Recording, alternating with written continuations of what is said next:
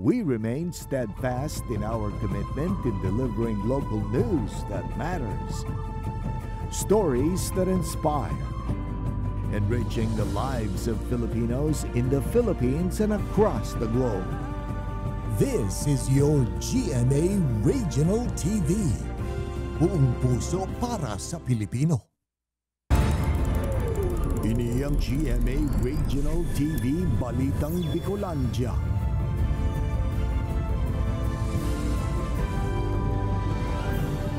Diyos marhay na hapon mga kapuso, uni na ang Balitang Bicolandia. Hatod miyan pinakadarakula asin pinakabagong mga bareta sa Kabikolan. Kami ang tropa nin katotohanan, mahatod nin mga baretang mayong pigkikilingan, mayo nin pigpoprotehiran. Live hali digdi sa GMA Complex sa Naga City, ako po si Kate Dalovieres.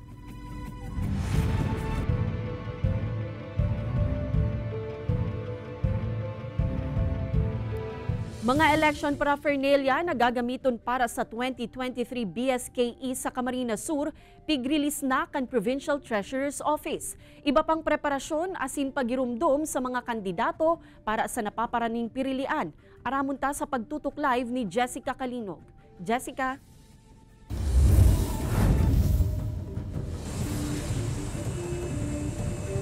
Kate, kan Lunes, Oktubre 16, nagabot na digdi sa probinsya nin Camarines Sur ang mga accountable form asin supplies na gagamiton para sa pirilian sa October 30. Asin ngunyan manaal daw, pigpuna na ining i-release kan Provincial Treasurer's Office sa mga concerned LGU. Urog na talabi sa rong semana na sanaan natatada antes ang mismong aldaw kan eleksyon. Sa opisina kan Provincial Treasurer's Office kan Camarines Sur, ipigdiretso ang mga accountable election paraphernalias, siring kan mga balota, indelible ink asin iba pang gamit para sa pirilian kan mag-abot ini kan Lunes. Digdi pigrekisa kan opisina ang completeness o kung kumpleto ang nag-abot na supplies, asin sinda naman ang nakatoka sa release kan mga ini sa mga munisipyo. Amay kasubagong aga kan pasaro-saro namang magpasiring sa opisina ang mga municipal treasurer nganing magkuha kan nakatagama sa indang mga gamit. Ang pag nakaabot na sa mga munisipyo, igo kayang inaapod na early distribution of election paraphernalia na gigibon kang mga pili lang na mga election offices dahil may mga munisipyo kaya na may mga hararayong lugar. Importante man subuot na mabantayan inikan mga otoridad pag-abot sa lugar, nganing maibitara na may mawara, mahabon o magkaigwanin election-related incidents. Ang Pili Municipal Police Station may naka-layout naman na deployment urog na taduang COMELEC offices an sa indang nasasakupan. Ang COMELEC Pili asin Provincial Office kaini. Every week po ay nag-uusap po kami ng aming provincial election supervisor at sa mga other municipal police stations dahil may mga ibang municipal police stations na kulang yung tao nila. Labis sa 300 na mga augmentation forces hali sa PCG, SAF asin Maritime Group man ang magiging katabang kan Camarines Sur Police Provincial Office sa maabot na eleksyon. Apuera pa ini sa labi 2,000 na mga deployed personnel kan ahensya. Yung pinaka-main concern po natin sa PNP is yung ma-maintain, ma-sustain natin yung peace and order natin dito sa Camarines Sur. And so far naman, wala naman tayong mga reported na cases pertaining sa mga candidates natin. Ngunya napapaaboton ang barangay and SK elections. Wala tuon naman ang nagpipili kan sa indang mga poll watcher. Pigpapagirumduman kan Commission on Elections o COMELEC daet ang mga kandidato sa probinsya nin Camarines Norte na duwang poll watcher sanaan pwedeng kuanon. Kung maglagpas kaya digdi, pwede na subuot ining maikonsiderar como vote buying. Maut man limitaran kan ahensya ang numero kan mga tao sa laog kan mga polling precinct. Hagad man kit kan COMELEC ang kooperasyon kan mga kandidato pati na kan mga botante nganing malikayan na magkaigwa panin mga bayolasyon sa lingon niya na eleksyon. Magin ang kapulisan may apelaman sa publiko urog na nga digdi sa Camarines Sur na nasa green category sa ngunyan na tabangan sinda na mamantinir na an green o an peaceful o generally peaceful state kan probinsya hasta sa matapos ang barangay asin sangguni ang kabataan elections. Kate? Alright, Jos Mabalos, Jessica.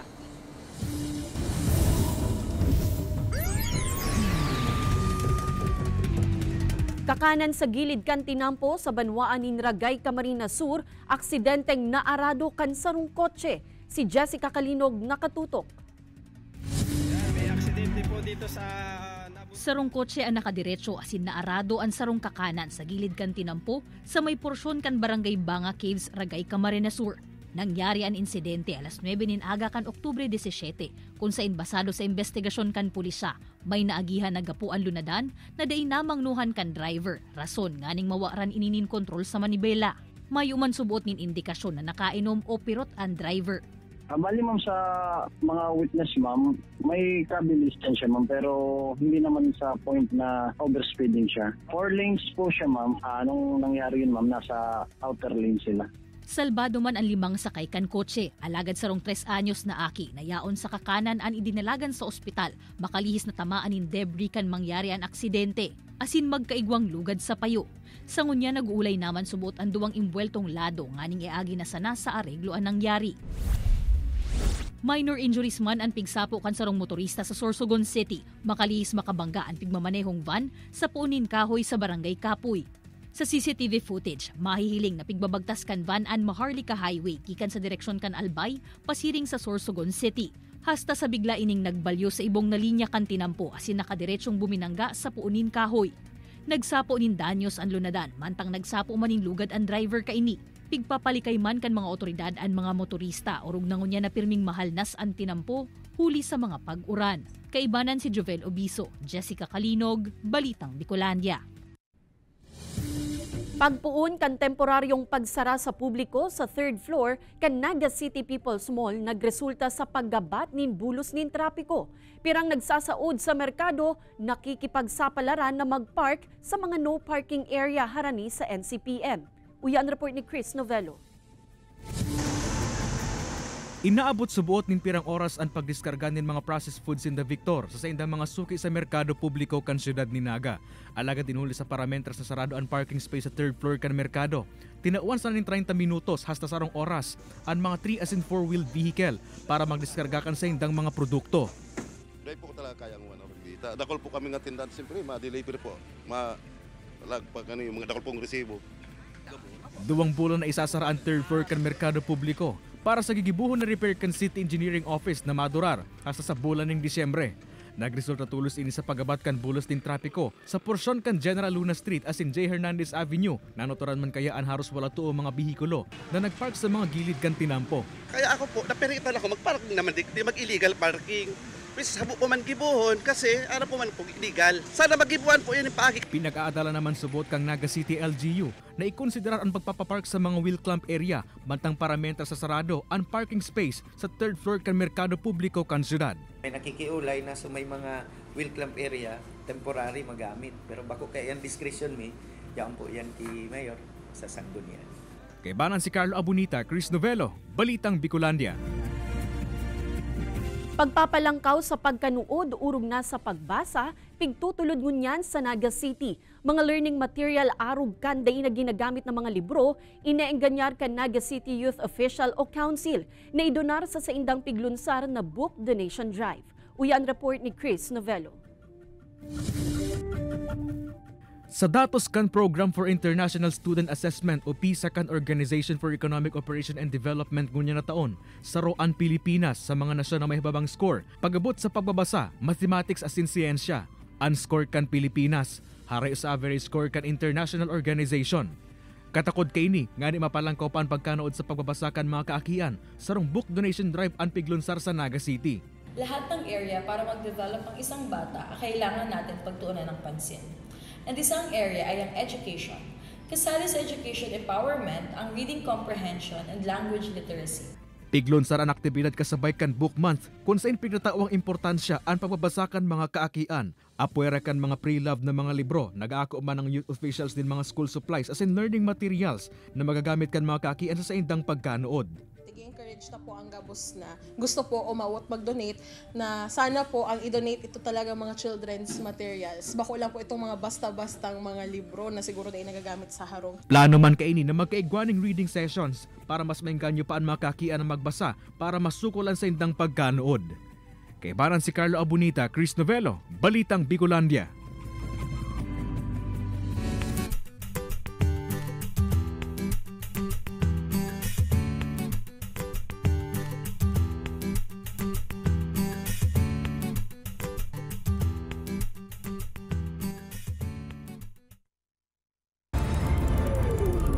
ang GMA Regional TV Balitang Bicolandia.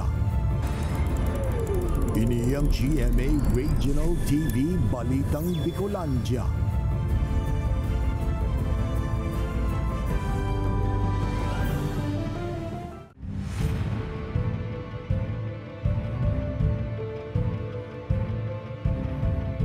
Sampulong aldaw na campaign period para sa Barangay Asin Sangguniang Kabataan elections mapuna sa aga Oktubre 19.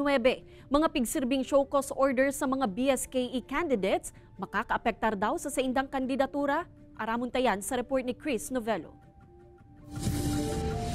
Formal nang mapuon sa aga ang sampulong aldaw na campaign period kan mga kandidato para sa Barangay Asin Sangguniang Kabataan elections. Kaya ang printing shop na ini sa siyudad ni Naga, naabutan ka news team na nag-imprenta na ng campaign posters kan mga kandidato. Actually, igwa nagpapagiribo sa mga stickers like that. Then, may mga flyers din na tigi-inquire, then pinapagawa sila by bundle pati yan. Sa papupuon kan campaign period sa aga, na madurar hasta sa Oktubre 28, pinaliwanag kan COMELEC ang pagkakaiba kan karampanyahan sa barangay sa national as in local elections. Ngunyan pinagbabawal na magkampanya ang mga elective officials. Kung kang national elections, ang sarong elective official pwedeng mangampanya, ngunyan bawal. Pinagbabawal man ang presensya kan mga ini sa mga payout center kan LGU o kanano man na ahensya kan gobyerno na posibleng isipon kan publiko na vote buying. Kung ikukumpara sa 90 days na campaign period sa national as in local elections, masalipot ang durasyon kan karampanyahan sa barangay na 10 aldaw sana. Pag-abot naman sa campaign materials, dapat subuot na 2 feet by 3 feet sana ang mga campaign posters as in dapat sana ining ipaskil sa mga common posting area na pwedeng gibuhon kan mga ngampanya. Mantang dapat manaday maglampas sa 5 pesos ang magagastos kan sarong kandidato sa kada botante sa panahon kan kampanya. Sa probinsya ning Catanduanes, uminabot na sa 20 kandidato sa Barangay Asin Sangguniang Kabataan elections ang naserbihan ng show cause order kan COMELEC inhuli sa premature campaigning. Yung karamihan, yung sa social media na post nila. Yung committee natin, yung task force EPAL na mag-decide kung meron silang violation. Nilinaw man kanahensa na di man apektado ang kandidatura kan mga kandidatong nasunadan nin show cause order ni hulita pending paini sa opisina. Kay banan si Carlo Abunita, Chris Novello, Balitang Bicolandia. Nagpakol sa 955 na manlain-lain na kalibre nin badil ang nakumpiskar kan kapulisan sa bilog na Bicol Region. Ini komo parte kan pinakusog na kampanya kan PNP kontra sa loose firearms asin kriminalidad. Apara kaini target man kan kapulisan na mamantinir ang pazi orden sa rehiyon. Ang 612 digdi personal na pig-surrender kan gun owners sa mga otoridad huli tapasuna ang mga lisensya. Mantang ang natatadang 343 resulta kan implementasyon kan Oplan kontra Boga. Mientras tanto, padagos man ang pangapudan kan mga otoridad sa mga gun owner na asikasuhon ang rehistro kan sa indang mga badil tanganing dai maatubang sa maninigong kaso arug kan illegal possession of firearms. Mga basurang pigwalat kan sarong pribadong kumpanya na dating nagmamanehar kan mga basura sa banwaan kan Daet, Camarines Norte. Problema ngunyan kan mga otoridad. Uyan report. Nagtrayumpo ang lokal na gobyerno asin ang Barangay Magang sa Daet, Camarines Norte na mapahali sa saindang lugar ang pribadong kumpanya na dating nagmamanehar kan pagkolektar sa mga basura sa banwaan. Alagad pigwalat man kan mga ini ang mga basura sa laog kan sa indang dating compound. Daiman malikayan kan mga residente kan barangay na mahandal sa pwedeng maging resulta kainisa sa indang salud. Napag-araman na binisita naman kan Environmental Management Bureau ang lugar asin nagkuanan nin water samples tanganing mahiling kung guraano kadelikado ang lugar para sa mga tao. So po, until now po wala pang dalaw yung idea. Hindi natin po namin yung minutes at usapan doon sa meeting. Sigun sa LGU, nagpromesa man subutan kumpanya na hahalion ang mga nawalat na basura sa lugar asin kung dai ini magsunod, bukasin dang magsunod ni maninigong kapadusahan. Kasi sabi po namin kapag hindi po nila masettle yun, magpapadala na din po ang LGU. Even yung kanila po ibang mga transactions, for example, pag tatry mag-deed or records po nila, hindi na po sila makakapag-deed pag ma-blacklist po sila. Mag-arama na pirang bayulasyon ang nahiling sa nasambitan ng kumpanya kaya da inipigtawan ng permit kan barangay council. Katakod ka inihagad kan mga otoridad na mismo nga LGU na sanaan magmanihar pag-abot sa mga natitipo na basura sa nasambitan ng banwaan. Ini si Don Jimenez, Balitang Bicolandia.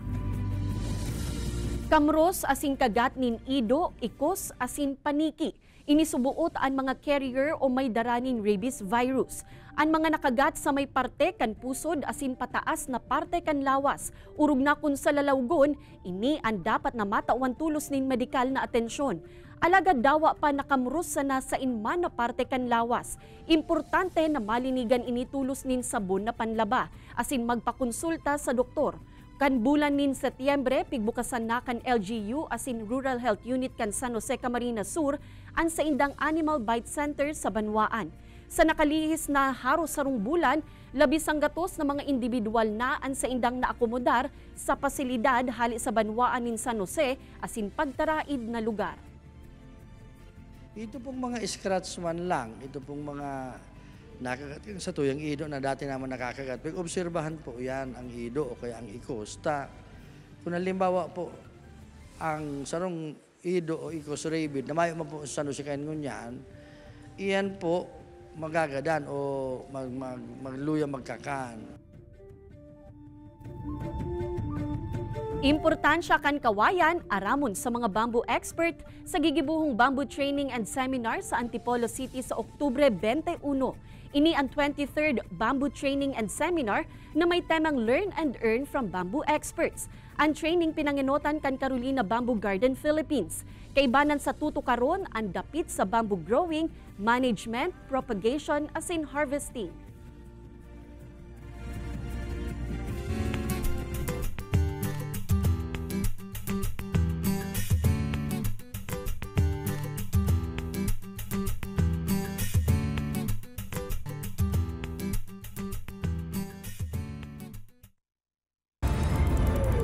Ini ang GMA Regional TV Balitang Bicolandia. Ini ang GMA Regional TV Balitang Bicolandia.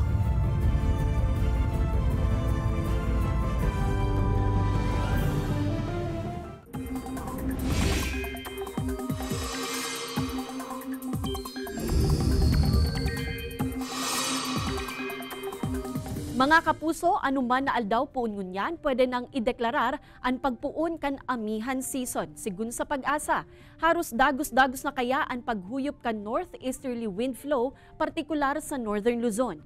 Alaga dawa mayong nanonotarang cloud cluster o nabibilog na mga panganuron.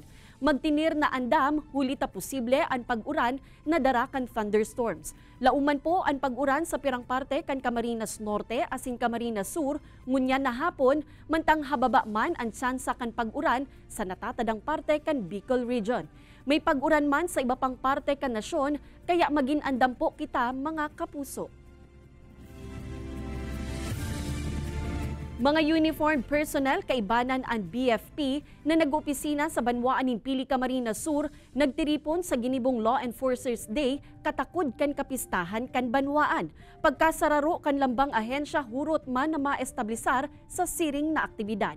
Uyan report ni Jessica Kalinog. Sa selebrasyon kan 204th Pili Town Fiesta, pigmaawot kan lokal na gobyerno, nagabus na sektor kan komunidad, maimbuelto sa okasyon. Sa Banwaan in Pili, igwanin opisina ang haros gabus na uniformed personnel o law enforcers, kaya saruman subot ini sa mga peaceful municipality. Pagka ang Banwaan mo peaceful, yaon yan ang negosyo. Kaya kung mamamasdan ni Dudigdi, haros gabus magang negosyo yaon na madigdi sa tuya. Kaya ang mga kabuhan kan PNP asin BFP Pili, Philippine Army, Philippine Navy asin iba pang law enforcement agency, pigtiripon kan LGU sa sarong venue para sa selebrasyon kan Law Enforcers Day. Tribute ito sa mga law enforcers natin. Kumbaga magkakabanding at mas mapaigting yung collaboration sa isa't isa bago po ma-deploy. Igwa manin static display kan mga kagamitan, ekipahe asin uniforming pigagamit kan lambang mga ahensya asin institusyon sa saindang pagserbisyo sa publiko. Obheto man kaining maipahiling paan sa indang trabaho asin papel sa komunidad. Lalo po ang emergency medical services, tapos po itong ito pong mga konduktor niya mo sa komunidad ng feeding programs, pagkokonduktar ng earthquake drill and fire drill sa mga eskwelahan tapos sa barangay. Mahirap naman na tuwing may kalamidad lang tayo nagkikita-kita or tuwing may halimbawa may mga external forces na mga kailangan ng serbisyo natin. Sabi nga ni Orozco, in peacetime, they prepare for war. Di man pigahagad na magkaigwang kariribukan, alagad magayon na sa panahon na kalmado ang sitwasyon, nagkakaurulay asin nagiiribanan ang magkatarabang na puwersa na mas mapagian man sa pagsagibo kan sa indang mga responsibilidad sa nasyon. Kaibanan si Jovel Obiso, Jessica Kalinog, Balitang Bicolandia. Paggibo nin handicrafts, naggibo sana sa tingting, nagkikitang kabuhayan kan sarong PWD sa banwaan nin San Lorenzo Ruiz sa Camarines Norte. An sa iyang istorya, aramunta sa report na ini.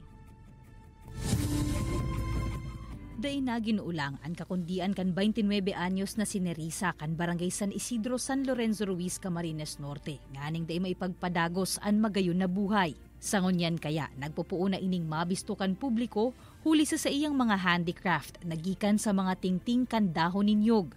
Nanoodan subuot ni Nerissa ang tingting handicraft sa paagisan akan pagdala nin mga video online. Enot siyang nakagibo nin mga basket gamit ang mga tingting kung saan ibinida inikan sa indang barangay sa sarong trade fair asin nakaguno manin pagbisto.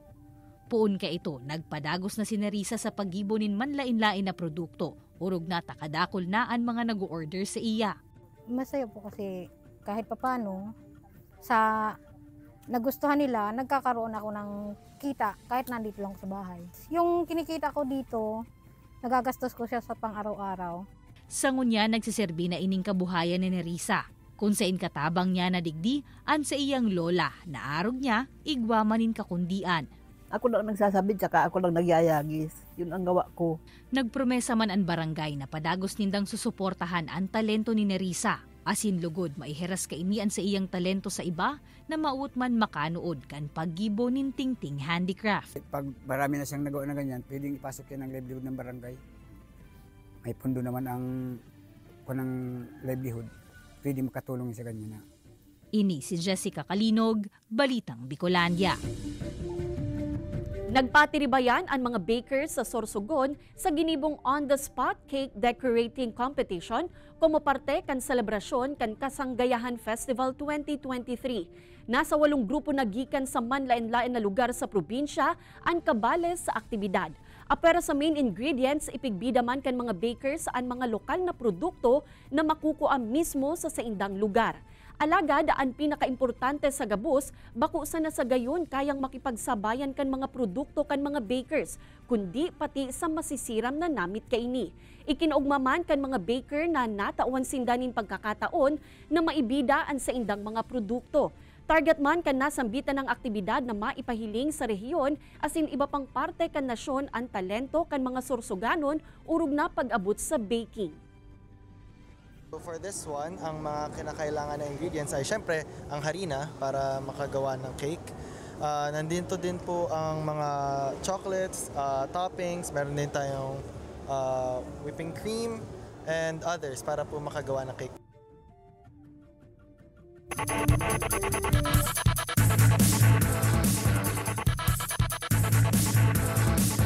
Napasakamot kan Mapua Cardinals ang sa indang ikapitong kapangganahan asin namantinir ang top spot makalis daugon ang Arellano Chiefs sa score na 79-65 sa NCAA Season 99 Men's Basketball Tournament. Binisto como best player si Warren Bonifacio na igwang 14 points, 10 rebounds, 2 assists sa room steal. Mantang nagpapadagos man ngunyan ang laban kan San Sebastian Golden Stags kontra sa Latrian Knights. Mientras tanto, basado sa latest team standings, sunod sa Mapua Cardinals ang San Beda Red Lions asin LPU Pirates.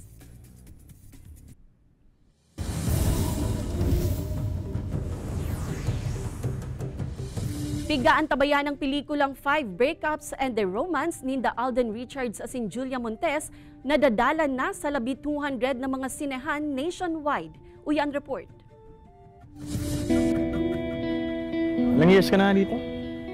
3. Naging star Star-studded ang premiere night kan urog na pigaantabayan ng romantic drama film na 5 Breakups and a Romance kan Subanggi. Pinagbibidahan ini da Alden Richards como Lance asin Julia Montes como Justin na sa ibong kan sa indang magkaiba na personalidad pigpursuan sarong relasyon na napupuli sa nagkapirang breakups. Enough! Hindi ko nakikita yun sa'yo ngayon. Nasa na yun? Nadadala na ang 5 Breakups and a Romance sa nasa 231 na mga sinihan sa bilog na nasyon. Ano nga yung gusto mong gawin mo? Parang hindi naman. Sa mas nagiinit pang mga eksena sa maging sino ka man. Mantang urog na nagraranian buot tinda karding asin munik sa kada saro, mas nagsasadit man ang sa indang pigihiruan na kinaban. Makasalbar daw sinda sa humakan sa indang mga buhay. Dalanon iyan at siyan sa maging sino ka man 8 p.m. sa GMA Telebabad. Ini si Don Jimenez, Balitang Bicolandia. Mga kapuso, 68 days na sana, Pasko na. Madadalan ang episode na ini asin iba pang pinakahuring lokal na bareta sa official website kan GMA Regional TV, www.gmaregionaltv.com. Pwede man kamong magbisita sa samuyang official YouTube channel, GMA Regional TV, asin i-click ang subscribe button para sa pinakamainit na bareta hali sa man iba-ibang rehiyon. Mabalos sa mga kapusong Bicolanong nag-antabay, maging sa mga kapuso nyato abroad. Ninhulita sa GMA Regional TV Local News Matters. Asin yan ang pinakadakula asin mainit na bareta sa Kabikolan. Ako si Kate Dalovieres. Kami ang GMA Regional TV Balitang Bicolandia, bilog na pwersa para sa mas dakulang misyon asin mas mahiwas na pagserbi sa nasyon.